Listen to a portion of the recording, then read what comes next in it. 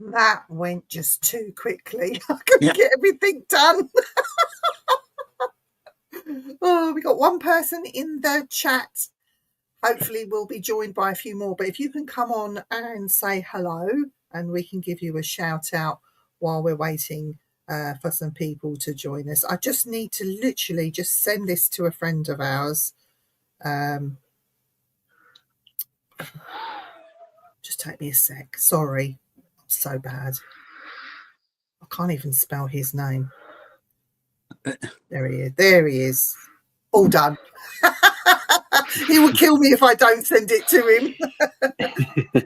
Well, tonight, guys, Eric and I are joined by, it says Cryptids Britannica, but we know him as Harlem Karma. Welcome to the show, Harlem. Thank you so much for having me. Now, we've been wanting to get you on for a while, and we got lots of questions to ask him, haven't we, Eric? Sure.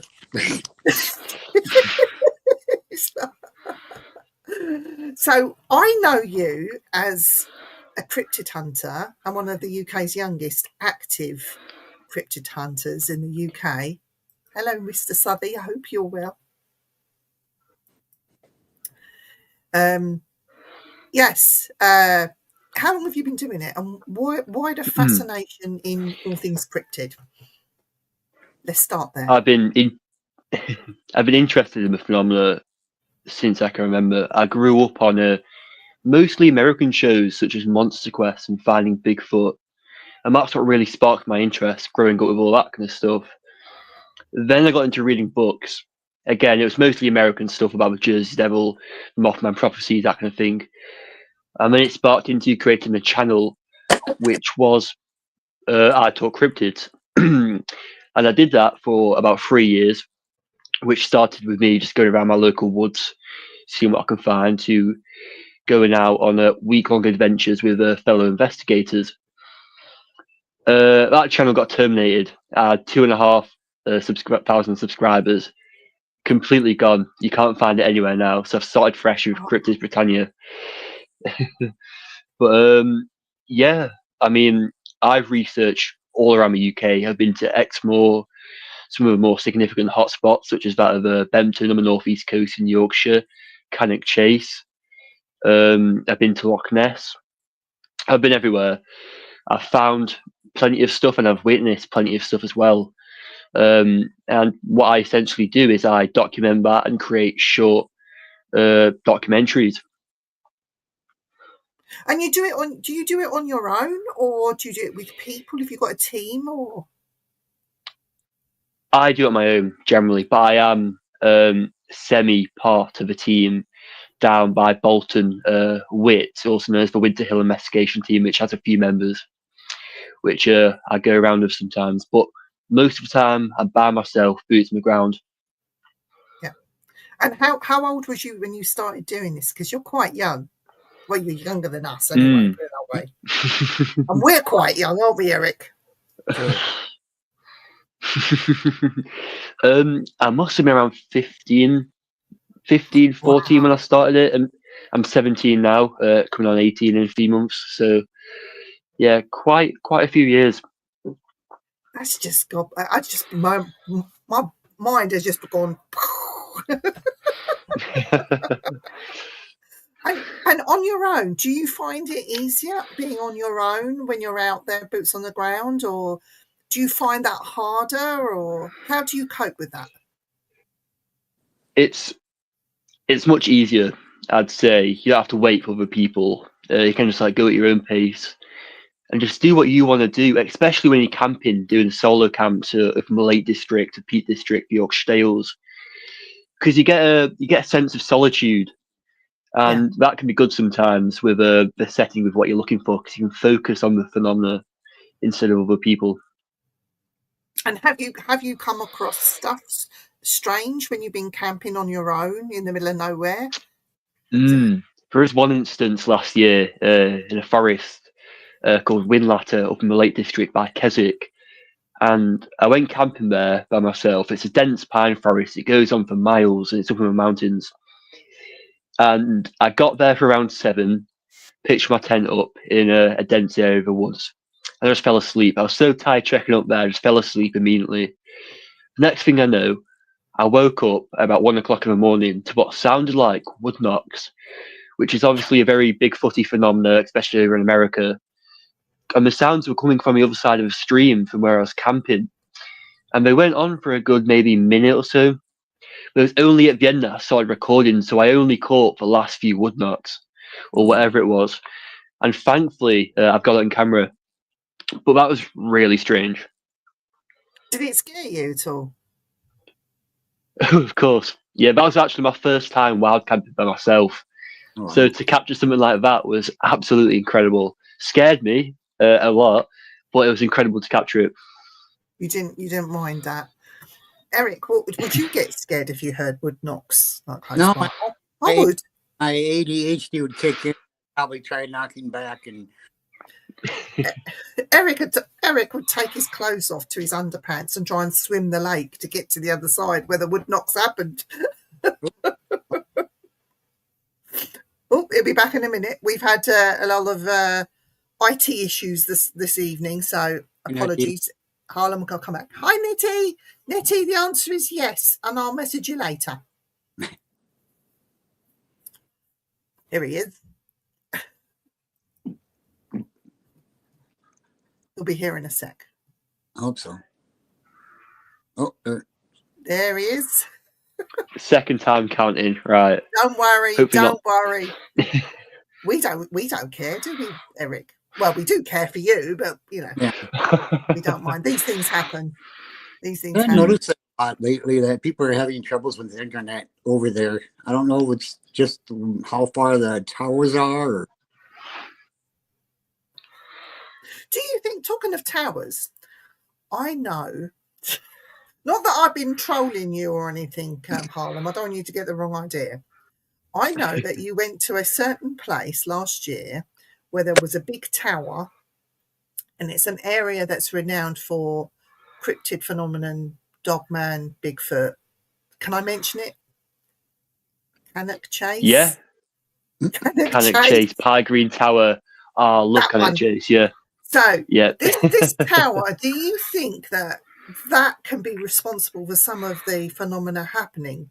I mean, I don't even know what this tower's doing now, what it is. Can you explain it? Can you? Now it's a BT tower. However, it was first constructed during the Cold War. It was one of several built along Britain in case Russia nuked us and we had to have a backup. Right, okay. Many people nowadays believe that the tower was used for experiments, so secret military activity underneath the actual tower itself, hence why the land was private there.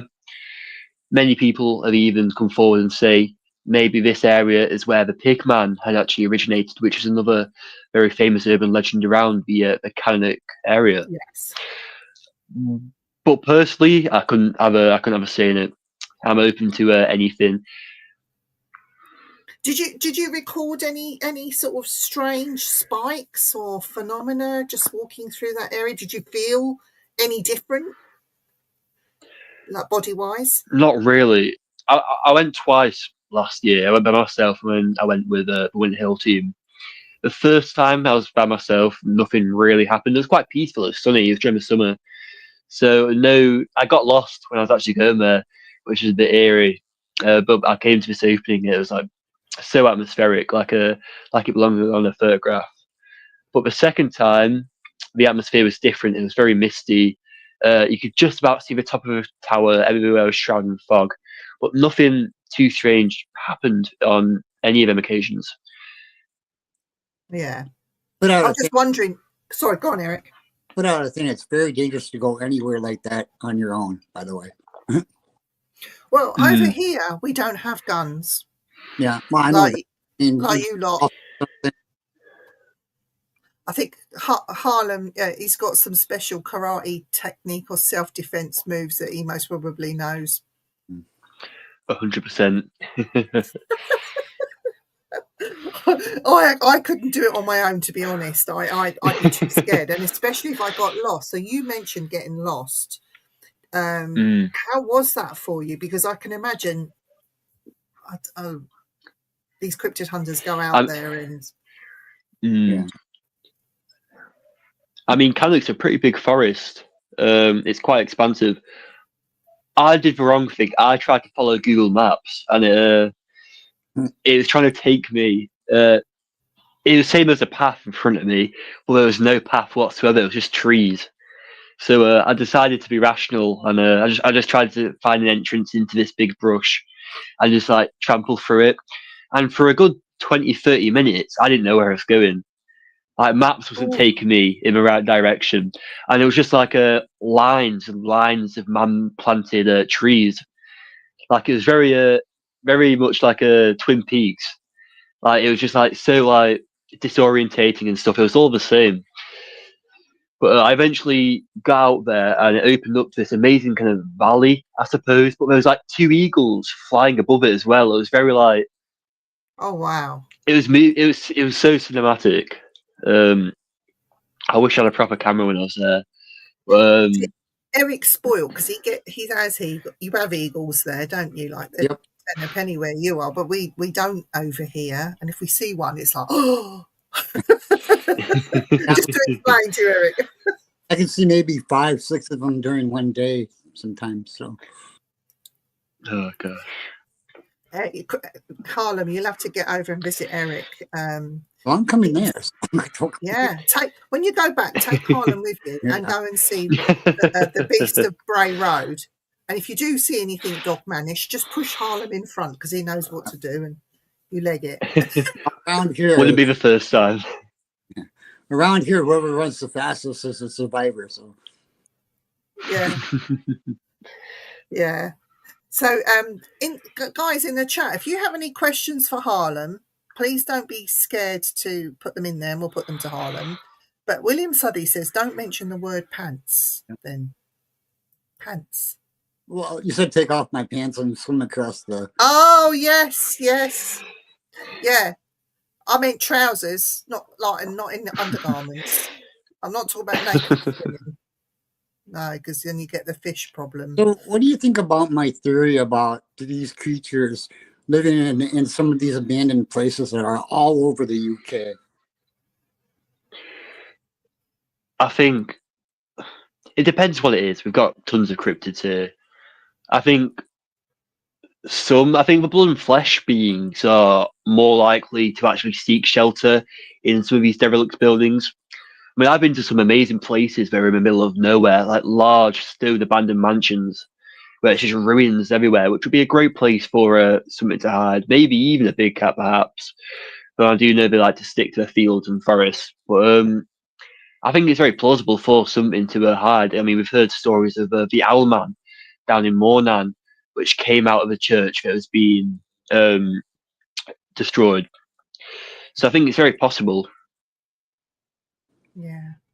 Is your latest project that you're working on now is the big cat thing, isn't it? It's the I've got I'm working on a documentary and it's got a great title. I'm really happy with it. It's what was it? Fells, forests, and something else. I'll put it down in notes. It's Fells, forests, and fangs. Yeah, there it is. Ooh. Well, I do know they actually confirmed sightings. The government said that there's big cats around. So there definitely is here. I mean, as I said to Harlem before we went on air, around here we have a lot of sightings of the Eurasian lynx, and that's not a small cat by any means. It's it's not huge, but it's quite a hefty, chunky looking thing that you don't want to mess around with. Dan and I was quite lucky to see one when we were doing a paranormal investigation looking for ghosts. We happened to see this Eurasian lynx, and it was like, yeah, I can see you. You know, it had that sort of matter-of-fact kind of attitude. And because we were far enough away from it that if we were to try and get close, it would have gone. Yeah. But it was over a moat that we saw this cat, and it was just strutting slowly, like showing off a little bit, showed us its arse before it disappeared over a little hill. You know, we immediately went then to see if we could see it. It's gone, but three of us witnessed it. You know, it was quite magical. It wasn't scary. We weren't going to give chase. We were just, making eye contact with this thing, and it was fine. You know? I would have chased because I chased a fox 2 miles one time. So I can't run that fast. Neither can Dan. So we're just like, yeah, whatever. Yeah, we saw you. You know.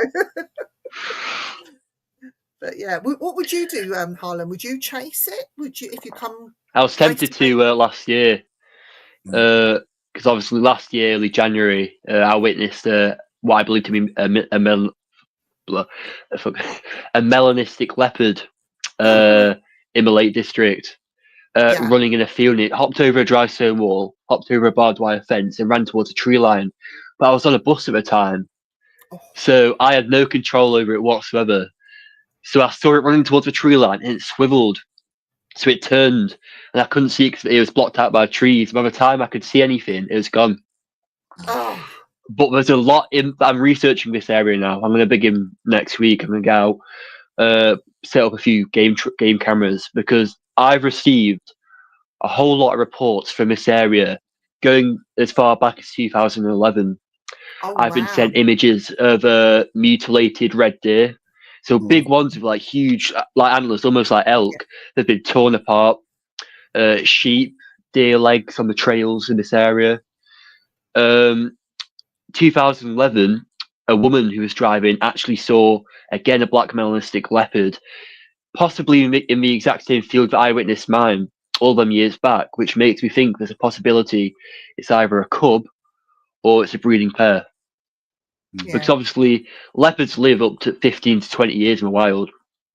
So it could be a surviving community there that's thriving that no one's reported. Possibly. I mean, I'll send you the images afterwards of some of these mutilations which I've been sent and which I found. But it's really, there's been several melanistic leopards seen there in the past few years. So I think if it was in the past and it's still here, it has no intention of leaving. Oh, yeah. No. Melanin. That's amazing. It's what? What's that? Say again. What is melanistic? I don't know how to pronounce it. What he was saying before. Melanistic. Yeah. Essentially like a panther, so black in colour. Like a black leopard. Okay. Yeah. Black panther. Yeah. But smaller.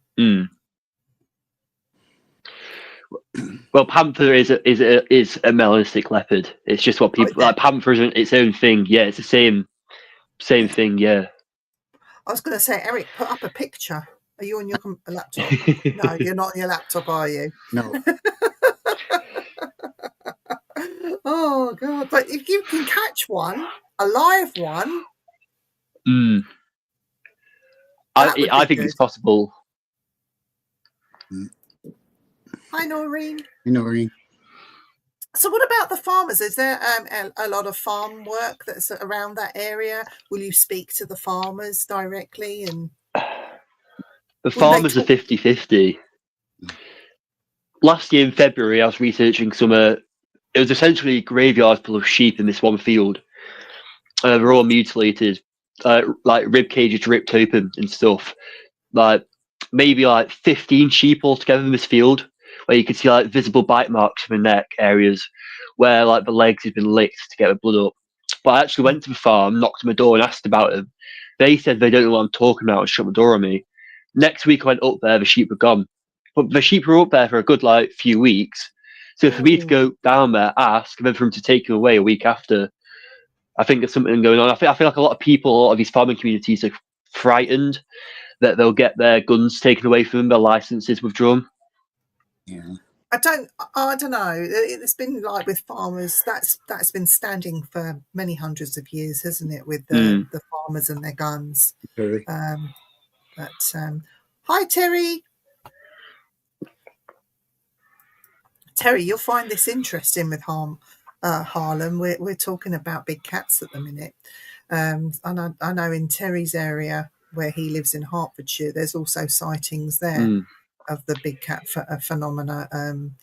But to hear about these mutilations, that's going one stage further. But to actually see it, then ask the farmer, and then it's removed. Did you get photographs of it before you? I've got photos of all the mutilations. Yeah. Yeah. Maybe they just don't want it put out there publicly. I don't know. Maybe whether it's a shame for them, or I don't know. But I mean, yeah, it's even if somebody found out about it, you still have a right to own a gun. At least a farmer should, to protect his livestock. So it's mostly the government. I've heard plenty of people that have talked to farmers, and like people, like officials that come and basically said, if you mention it to anyone, you're going to have your firearms taken away. I think it's more so the government trying to not make a whole panic out of it. So obviously it's going to ruin everyone's perceptions if they think large felines are roaming the countryside, where people tend to think it's safe and we've got no predators. Yeah. I know up here, the farmers, if any like dogs, if they attack any of their livestock, they're quite within their right and within the law to shoot the dog, even though that's your pet. If it chases after livestock, and the law stands by the farmer. I know a lot of the farmers now use salt guns just to scare, like a scare tactic. Yeah. But they're not actually like live rounds or anything like that. But it's an interesting thing why they just shut the door in your face. Maybe you should go back again. Put a letter through their letterbox. I'd be really tempted. I mean, I'm probably going to put some posts out around the lakes, essentially just asking if you've had a sighting to report it to like this email or something like that. Because obviously, farmers aren't going to be in these Facebook groups about big cats. They're not going to be wanting to learn more, but they're more likely if they see something that's a bit more quiet and nonchalant, they're more likely to report it via there than anywhere else. Maybe just promise them you'll keep it all anonymous. Report on the phenomena, but keep it anonymous and the place anonymous for them. Terry says he's seen strange things on Exmoor and used to camp out on the moors a lot. Exmoor is a very strange location. I've been there a few times. It's very eerie with it being so vast. There's just nothing. You can get lost there. I want to go there, and I want to go to Dartmoor. Dartmoor? Not the prison. No. No, not the prison. Well, we can arrange it if you want to. You might find a few big cats in there, but not the kind of cats that we're talking about. Have you found, on your years of doing this, have you found any other strange and exciting things that have come across your sort of pathway, if you like, on the cryptid scene? I mean, we talked about Bigfoot, but we know them as woodwows. Have you heard much about the wood woes of England? Have you seen anything? I know you had about the wood knockings. Have you had anything else or any reports that you can talk about wood woes of England and Pigman? Completely just lagged out then. I couldn't understand the thing you said. Could If you like make a short summary, like no, right, wood woes. Tell us about the wood woes in your experience. What have you come across? well, the wood woes go back to the Middle Ages. They've been talked of for hundreds, if not thousands, of years. There are Bigfoot. In fact, a lot of the Woodworth reports actually predate the American Bigfoot reports. So for any American that says there's not Bigfoot in the UK, our stories go farther down the line than any of yours do. Oh yeah. But ours are less ape and less ape and more man. I mean, I know. Ours. Go ahead. Sorry. Ours are much more like a normal person. You've seen illustrations of the Green Man, things like that. Much thinner and linear in shape, rather than the big, bulky Sasquatch. So they have more of a human face then? Yeah. Yeah. I mean, a lot of them have been described as having a very Neanderthal-esque face.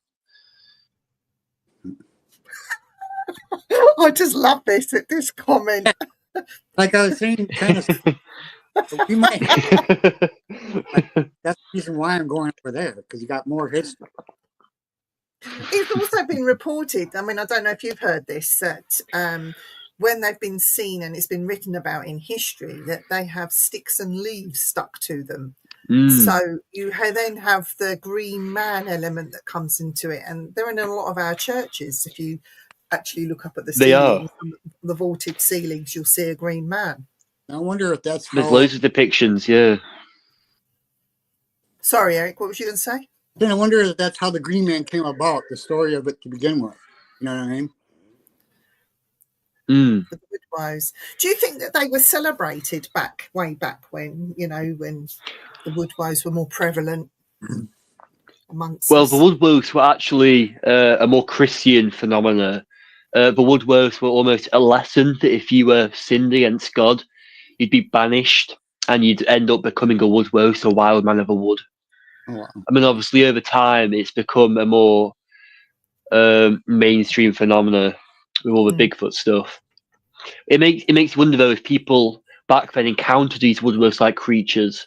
Obviously, the Christian belief was huge back then, and thought that they might have been originally a human, but they've transformed over time because of their sins into one of these creatures, when really these creatures are their own separate thing altogether. Yeah. I have to put that comment up there again, because I just think that's brilliant, Rob. Sorry, Eric. No, it's okay. Like I said, that's one of the reasons why I'm coming over there instead of staying here. So Terry says, Eric, read about Lorna Doone. That's Exmoor. Have you read that book, Lorna Doone, or seen the film? I haven't. No, more about exciting things like Terminator and stuff like that. So what do you think about right, I'm gonna ask you a really awkward question now. And be as honest as you like, it's fine. What do you think about these shows, those American shows that go out? You already know what I'm going to say. And they always get something. I know that they're out there filming for a long time, and for one episode they might have been out in the forest for a week, but they will always find something. What are your thoughts on that? Complete utter bullshit, honestly. It's for them to even be on air, they have to have something interesting that will keep people coming back. I get out every single week, several times a week. Most of the time you have nothing, and I imagine it's very much the same in America, though it's like much bigger. I think all the American stuff's bullshit, absolutely. I think there's few shows that show the realism of the phenomena and actually going out there boots and ground. Most of that stuff you find on YouTube, and again, because nothing's exciting in it, they get minimal views. You know, you have to have something that keeps people coming back. So when people end up hearing these wood knocks or these shouts on these shows, it's all made up. I mean, I know of similar things. I've been in productions where I know stuff like this has happened and gone on. But I think it's fair for them to go into it. But yeah, it's very real that a lot of these shows fake their stuff completely. So stick to the English stuff. I know most haunted and all of that, but way more likely to be legitimate. Now, I'm going to ask you another weird question. Cryptids, ghosts, UFO. I have this theory that this is all connected. Do you think that could be a possibility? And if so, why? Absolutely. I think some of the more out there stuff, such as the Dogman, I think is 100% more supernatural, especially when, so going back to last year, when I was on my way to Speedton last year, the WIT team, and we witnessed this 4-legged direwolf-like creature apparate from a mist in the middle of a road and go into a field. I think they're 100% paranormal. In what way? I don't know. I wish I knew. I imagine many people do. I've got no idea. I think things like the Mothman, the Owlman, are supernatural, because there's no way biologically these things can exist. Yeah.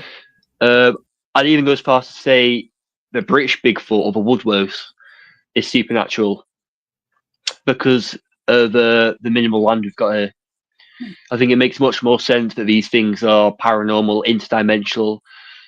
It's a completely different case over in America, because they've at least got the land to support something. We don't. We've got these man-made pine forests, little bits of birch and stuff. I think the British Bigfoot paranormal, Dogman paranormal, and all the outlandish stuff is definitely supernatural. So, Eric, your Beast of Bray Road, I'm calling it yours, like you own it. Tell us a bit more about that, because didn't it attack somebody's property? And it did. It killed some livestock on a farm. But since the road itself is a private road, the farmer doesn't want anybody on it. Was there damage to property, though? Yeah, it did. A damage to the shed and something like that. But like I said, there's somebody that went out there and determined that it was a black, like your panthers or whatever, but it was like a mutated bobcat. Okay. So it could have been that it was hungry. That's the thing, because when we witnessed it last year, the 4-legged wolf-like creature, those deer in the field is going to. Now, there's no way it could have been a deer because they were too small. But with what Eric was saying with it killing livestock, I think if these things are supernatural, they might have to feed to continue to apparate and teleport or disappear, whatever you want to say. I don't know how to explain it. I hope you get the concept of it. But like they have to feed to continue to do what they do. Yeah, but why would they have to feed on livestock? You'd think they would just take the energy from wherever, if they're supernatural and can transform between one reality to another. You know what I mean? But I've been in situations with the ghost hunting where I've actually been hurt and attacked. Yeah. So I suppose it could work on the same format where if they want to hurt you or attack you, they can. Yeah. You see on YouTube and you see all these other things that you can get hold of now where you're hearing of people shooting them. And I killed one, and there's a carcass and the body, and military came and took it away. How much of that is really true? Well, there's only one story that I truly believe, and that's the one where the guy shot a dog man out of a semi window and killed it, and the cops cleaned it up and said, "You better keep quiet, otherwise you're going to disappear." So it's the only one I believe. Yeah, I mean, there's lots and lots of reports that come out, but it's funny. It's just out of America. There's no other country in the world that's. Why isn't the military more involved in ours? Why isn't the military more involved in Thailand? You know. I mean, it's very. I mean, here in the UK, a lot of cryptid activity, strangely enough, actually occurs on military grounds. RAF Bempton, like we were talking about before, Pie Green Tower, Rendlesham, even. A lot of strange stuff does seem to happen in these military grounds for whatever reason. Do you also think ancient grounds as well, like ancient monuments, also spark? 100%. Burial mounds, ley lines, even significant places such as Stonehenge. I think there's definitely something, because you get a lot of stories of the Fae around these magical areas. So I definitely think it's got something to do with it. I mean, when you look at these ley lines, a lot of the time you get reports going all the way down them. So I think it's definitely got something to do with the more paranormal side of things, 100%.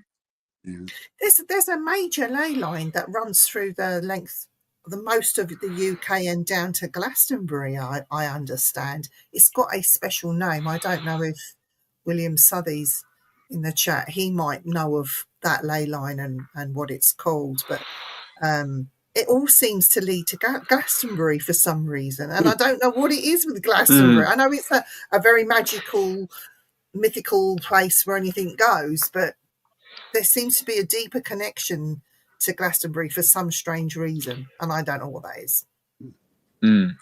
Yeah. But I did find out that there's a whole bunch of military bunkers that are abandoned, like over 100. So. Yeah. So you've got this project on the cats going on. Yeah. Now I'm looking into the like far into the future. Will these projects keep continuing? Will you keep carrying on? If you've got can you see this being a very long-term thing going on with you? I've already got a sequel lined up. If this first Big Cat documentary does well, revolved around a peak district in Derbyshire. So if the Lake District does well, I'm going down to a peak. That's what I've got in mind. And then between them, I'll be having little videos about when I'm going out there and filming, just to kind of keep them apart. Well, yeah, it's going to go on for as long as I can. Yeah. Will you keep popping back and letting us know how you're getting on, and you're going to be a regular on our show? Is that all right, Harlem? You don't mind, do you? I hope so. Of course not. No, I hope so. I've enjoyed speaking to you both. Yeah. We should get you on with Jonathan. Oh my God, that would be carnage. I love the idea, though. I can see the vision. Eric would need to lie down in a darkened room afterwards. You love Jonathan, don't you, Eric? Yes, we do. He's a great friend to the channel and to the show, and through all the madness that comes through, we do actually talk some sense for about half an hour. But I mean, I don't know about you, Eric, but from people like Jonathan and Ron Moorhead is another one, and I've learned so much from these people just by talking to them and listening. Ron Moorhead, for those in the chat that don't know who he is, he recorded the Sierra Sounds, and he had a lot of experience with Sasquatch. And he's like one of the living legends there is out there. And I was quite lucky enough to have met Cliff Barrackman, and that's how my interest in the cryptid world started, through Cliff and Dan telling me to go to his museum. And I didn't even know it was there. what makes me laugh is it's in a place called Boring in Oregon. Wow. And to us, boring means Yeah. boring. So yeah, I went there and had such a good time, and it just sparked my interest. And through talking to people like Cliff, who was there at the time, and he actually explained things to me and showed me stuff, and the museum was absolutely fantastic. So I got spoiled a little bit, I think, but it did spark an interest into what's going on in the UK. We hear stories about werewolves in England a lot, and throughout history there's been a lot of talk about werewolves. If you know where to look, you will see reports of these werewolves. Well, again, you know, it's on werewolves, and the Dogman and werewolf are the same thing. Yeah. Pigman, though. I want to talk to you, just touch on Pigman, because I find Pigman absolutely fascinating. Harlem, what do you know about Pigman? What is that about? It's mostly a Cannock Chase thing. It's unknown how far back it goes, though most sources say around World War II, like the legend of a Pigman started. Now, there's been plenty of people that have said the origins of a Pigman, it only exists because the soldiers, when they had bases on Cannock Chase, they were told to misinform the public about a possible Pigman-like creature to make sure that they don't go onto a land at night and see what the military personnel are up to. There has been a few encounters around Cannock. It's not Pepper's brother. Georgie Pig. Well, there's my theory on Pigman is that it's a mutated human that, you know. That's what the origin story says of said Pigman. Apparently, a woman was kidnapped and impregnated with a pig embryo, and the pregnancy was delayed severely, and so they thought nothing would come from it. And then this pig humanoid creature was supposedly born and escaped into Cannock Chase, and has somehow survived all these years later. So it's quite an odd one for sure. Do you think something like that could be summoned through worship and witchcraft or demonology or whatever you want to call it? Do you think that these things are summoned to places like that and then got out of control, or do you think that's a possibility? I think the concept of that is possible. I mean, if you look at Aleister Crowley and the homunculus and some of the beings that he created, I think it's possible. The Pigman, I don't think that's. I personally think the Pigman at Cannock is pure myth and was made up by the military to scare off people from going to these military installations. You say that. I read a report where a bird watcher who's not even into the paranormal, doesn't have no fascination, went to Cannock Chase and came face to face with what he describes as a man 7 foot tall with the head of a pig, and chased him. Wow. He ran to the car park, got in his car, and he was terrified. He looked back and it was gone. Yeah. But that report was a man that had no interest in the paranormal, was interested in birds, went during the day. This was daytime. And this happened. Does it makes you think that there could be something? What do you think? There could be something to it, but I've heard stories as well of people messing around, because obviously Cannock Chase, as much as it's known for its cryptids, it's known very much for dogging, which has nothing to do with Dogman, by the way, nor werewolves or anything. I wouldn't be surprised if it was simply people messing about with a pig mask or a pigman-like costume. As I've heard people messing about wearing pig masks and stuff running around the woods. So I think that's very... Sorry, Eric, what's she saying? Well, there was a movie that actually had kids doing that. Mm, Hmm. I don't Yeah, know. I think it's one of them where you just can't be too sure on it. I do lean more towards it being fake, but I would very much like it to be true, simply because of the outrageous nature of the story. And what about the Nazi war memorial that they've had to lock at night because of the sightings of a dog man? Surprisingly, whenever I've gone there at night, it's never been locked. It's Ooh. always been open, surprisingly. And I you're think gonna the story. you're gonna Carry take on. I think the story is.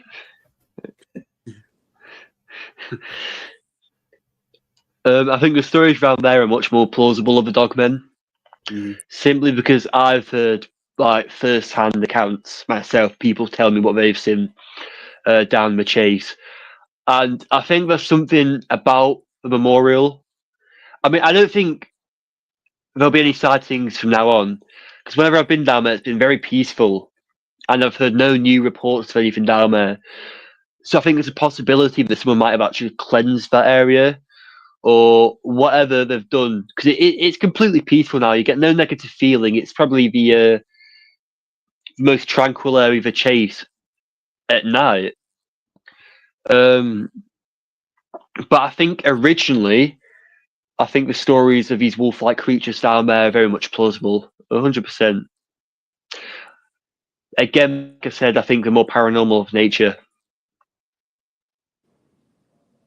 What was you going to say, Eric? Well, I was gonna say, do you think somebody bound the area so they couldn't summon it anymore? It's possible. The only thing is, dogmen here in the UK have always mostly been spotted around areas of burial. So burial mounds, graveyards seem to be significant hotspots when it comes to dogman-like entities or creatures or whatever you want to call them. But it's possible that whatever it was banished. I mean, I don't know. It's a being we don't know what it is whatsoever. So it's Take a tape recording of a dog barking, some Nazi war chanting, and a pork chop to throw at it in case it does appear. And then while you run.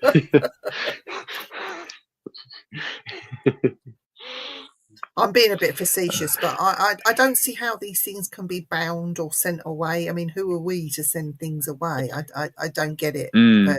They could protect an area so stuff can't go in it, but you know, If you think about it, the Nazis were very up on the occult, and they had a secret thing that were just concentrating on the.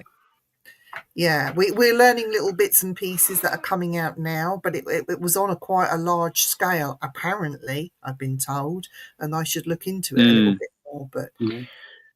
But it does make you wonder, doesn't it? Well, he deliberately raided. 100%. He deliberately raided historical what do you call it, places that have holy artifacts deliberately for that reason. Yeah.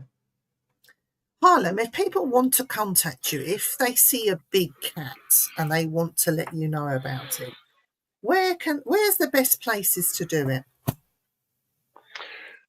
Mainly my email, which is cryptidsbritannia@gmail.com. Let me write this in. You can also contact me on Facebook, which is just Harlem Karma. And then obviously there's YouTube as well, which again is Cryptids Britannia. Cryptidsbritannia@gmail.com. Do you have a yeah. I've tried TikTok. It's never worked for me, so I've kind of just like given up on it. Yeah, it's not for me either. I can't understand it. I think it's an age thing with me, though, Harlem. I don't think it's. Oh, I understand it. It's just the algorithm never pushed my videos out, so I just gave up with it. You can always post some of your videos here with us. or send them to me and I'll post them on. We'll be happy to support you in any way that we can, Harlem. So it's been wonderful speaking to you. Yes. And we want you back with Jonathan for an evening of absolute mayhem. So I'll reach out to you again privately, and we'll sort out a date for that. And we'll I want to go out with you when I get over there. Yes. Will you take Eric out cryptid hunting? I might have to. I'll just stay at home and I'll watch your films afterwards. I'm too scared. All that camping at night. Oh no. But yes, no, thank you ever so much, Harlem, and we are going to get you back on, and we're very interested in what you see and what happens next and how the documentary goes, and when it comes out, we can't wait. We're right behind you. Thank you. Stay where you are, Harlem. Like I said, don't go away. I'm going to wrap the show up. Eric, have you got any last words that you want to say? Not really. No, just buy his gear. Don't forget, it's for sale. Contact Eric. Realgear.com if you need anything made or anything paranormal. He's your guy. Paranormal gear. Oh, rest in peace, paranormal gear. Don't forget. And Eric and I will be back next week. And we hope to have some exciting guests on for you then. But until then, stay safe. Be nice to one another. And if you can't, just tell them to piss off. Yeah. Until then, see you later, everyone. Bye. Bye.